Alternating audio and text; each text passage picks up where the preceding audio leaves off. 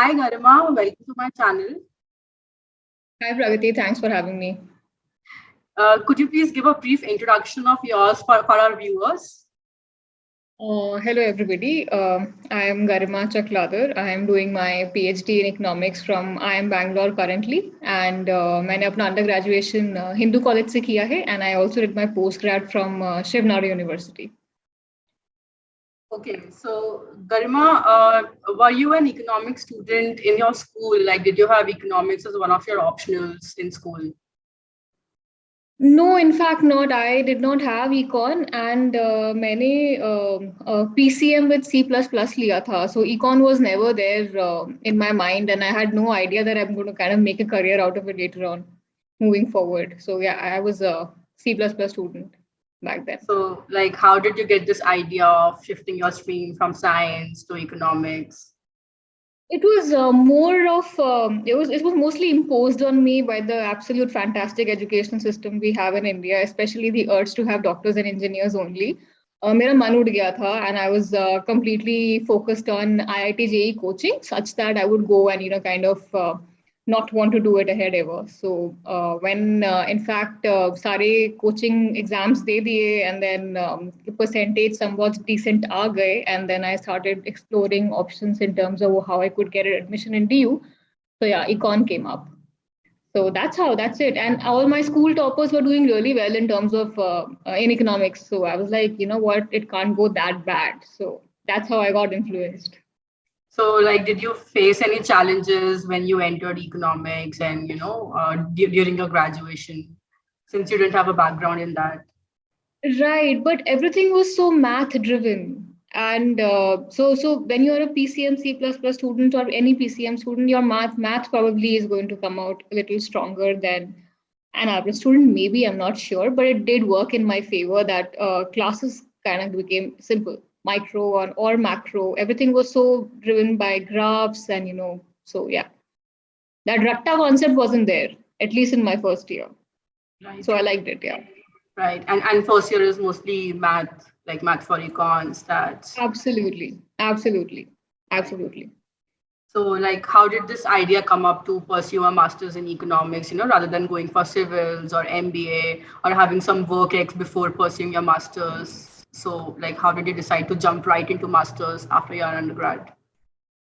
So I didn't jump right into masters. After my undergrad, I went to Deloitte and I got a position as a tax executive in transfer pricing. So yeah, it was a very conscious decision to kind of take a break after getting done, because as you just said that I was a very pure econ student, a pure science student, and I had kind of completed 3 years in economics. And I don't think I in fact knew then about what to do, be it MBA or be it Masters in Economics. Civils was never in my interest, so I was pretty sure that I wouldn't go ahead. But what MBA, and because MBA was it's still a very fancy affair. Coming from business schools, I see the kind of candidates that come up. I wanted to be sure whether I was the right fit in a business school and whether I wanted to do that or not. So exploration of corporate sector became important. So that's how I ended up going there in Deloitte. Can you tell our viewers a bit about, like, what was your job role at Deloitte? How did you use economics in your job? Right. So transfer pricing is a very related subject of econ only. So the whole deal was that these firms would kind of, come over to a tax company like Deloitte, and then maybe take forward their cases with the appellate authorities, and the cases would end up going to tribunals and stuff. So what ends up happening is that, these firms are maybe asked to pay up certain tax, and maybe because they did not, they are not at arm's length with the market price and stuff like that. So basically, I was there forming arguments for them as to why they might be at running at competitive prices. So that was my job role. So my entire activities was to kind of find the closest substitutes of the firms that used to come as clients to me, and find out the prices at which they operate, and the tax amount they ended up paying. Maybe find out the source of business and stuff like that. Basically, study the business and economic environment the firm operated in. Ultimately, also form arguments as to why they might be at arm's length.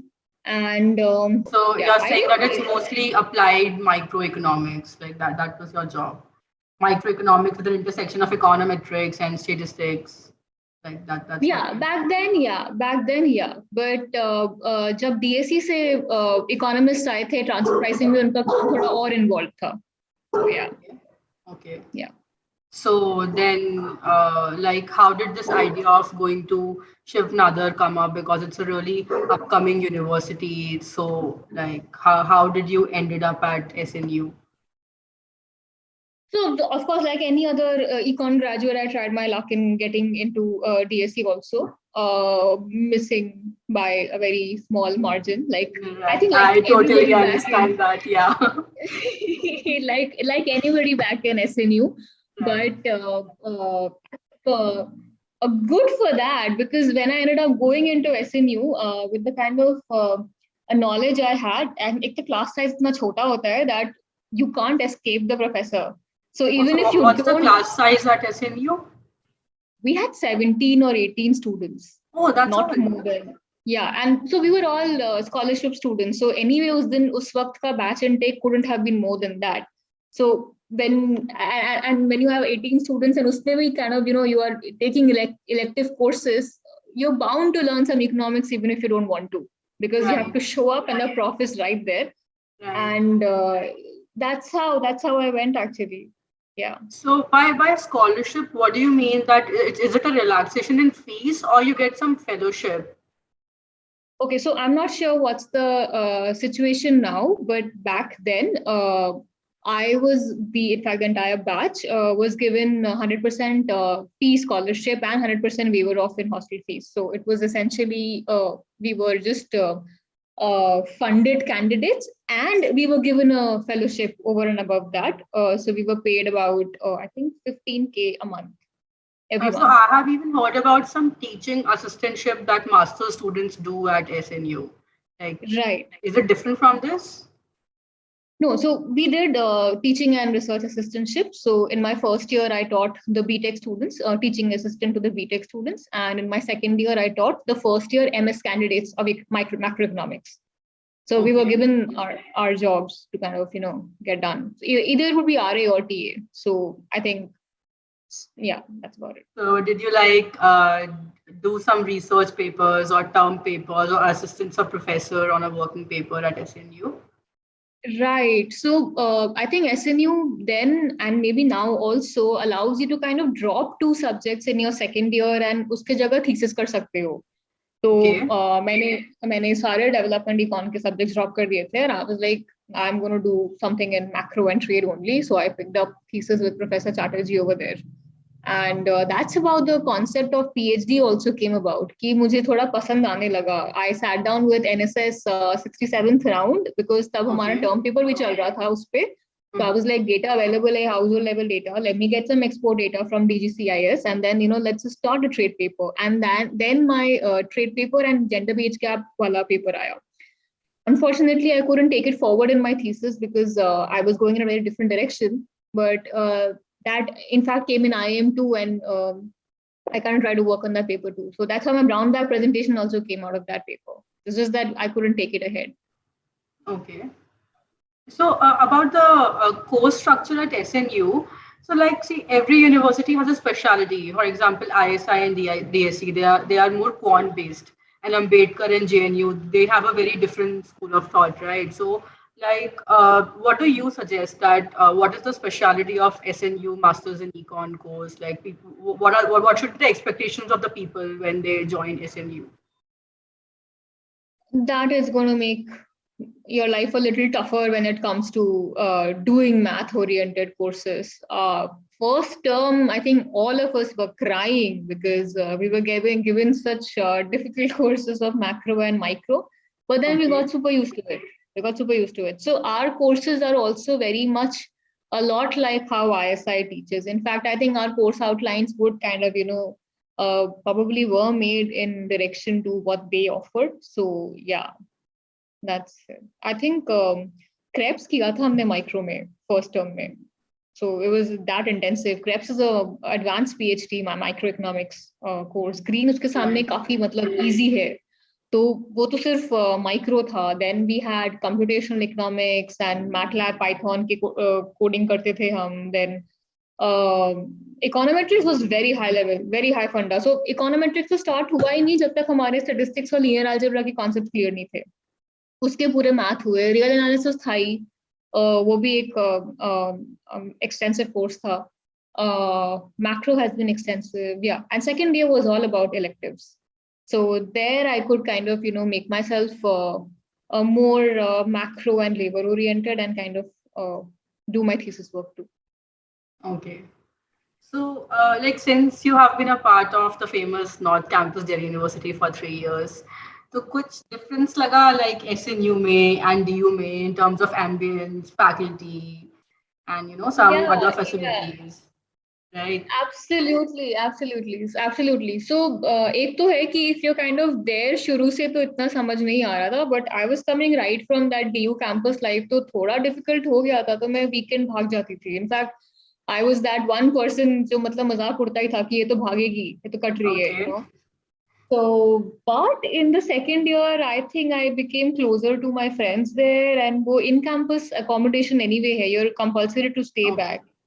And then I think just, yeah. Oh, even for the Delhiites, is it compulsory to stay on campus? Absolutely. Delhiite कोशिश भी करे तो नहीं कर सकता outside campus से अपना course. एक तो बहुत दूर है and उसके ऊपर इतना intensive है and 11:59 p.m. deadline is 11:59 p.m. deadline. At least हमारे batch में ये था. I mean, that way they are very strict. So, and अकेले में कर भी नहीं पाता कोई assignment. Tough होता है. So you would want to kind of collaborate too on that. So impossible था to kind of do it. Yeah. Okay.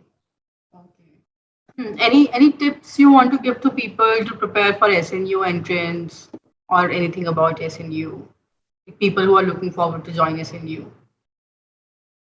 I mean, if you're preparing hard enough for DSE and IGIDR, I don't think you need to do anything else.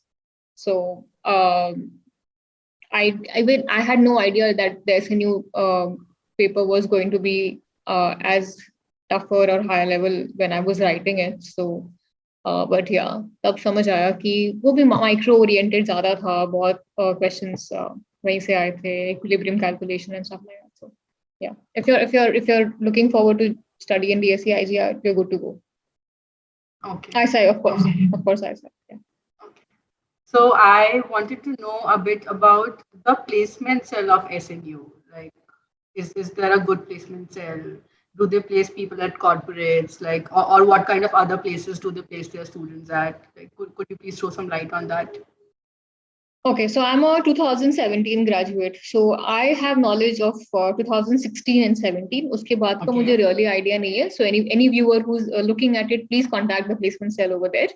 मेरे वक्त में मेरी पूरी batch place हुई थी and मेरे seniors भी place हुए थे एंड हमारी प्लेसमेंट्स डेल में हुआ था, एक्सिस बैंक में हुआ था, डेलॉइट में अच्छे पैकेजेस में, सब they are all good packages people going to. मेरी प्लेसमेंट आईआईटी में हुई थी.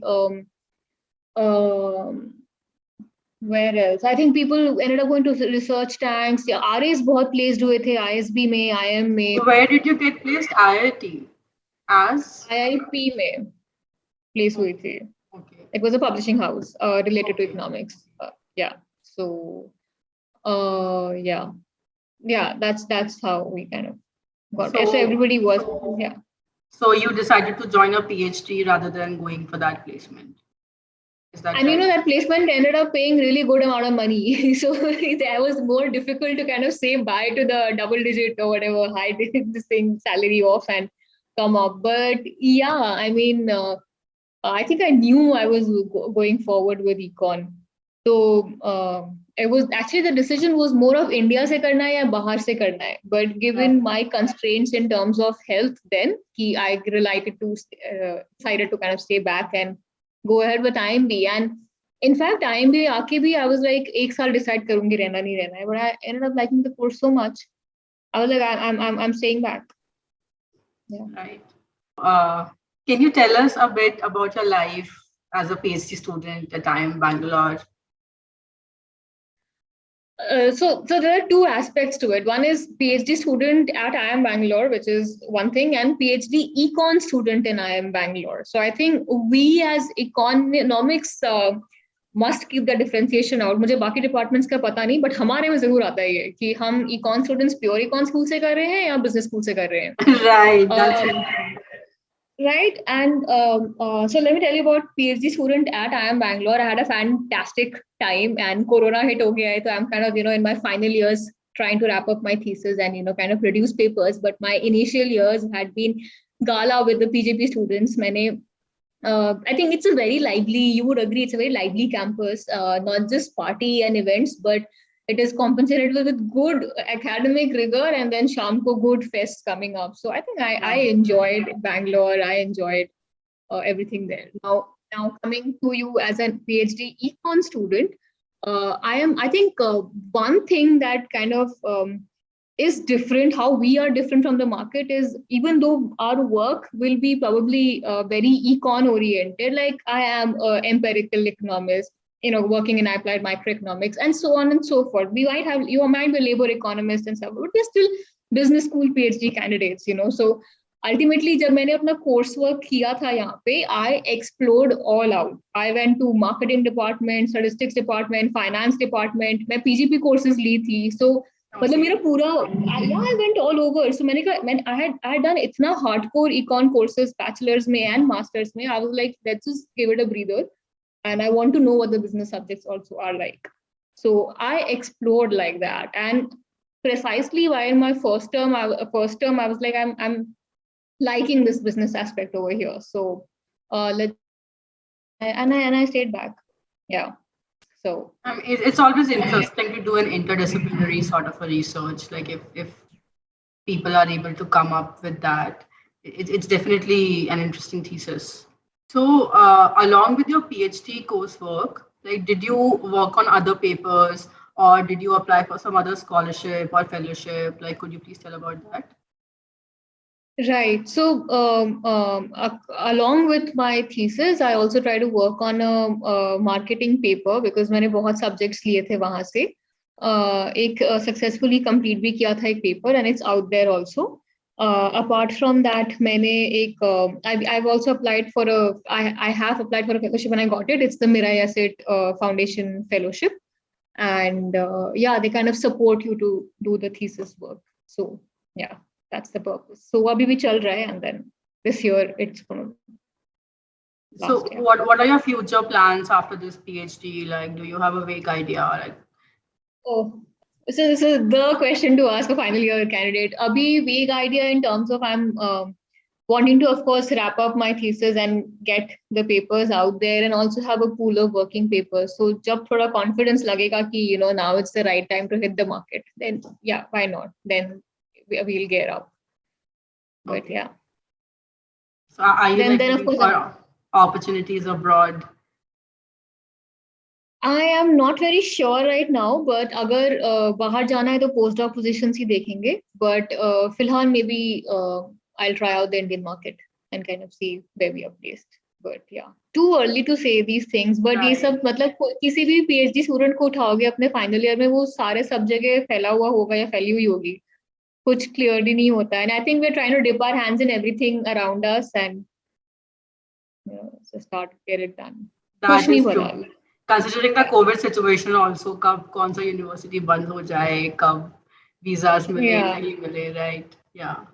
Our seniors face this completely. Abhi to fir bhi COVID controlled, if I may, or maybe kind of better managed, more information about it. Back then, I think our immediate batches and one batch senior to that, they had a hard time in the job market in terms of finding one.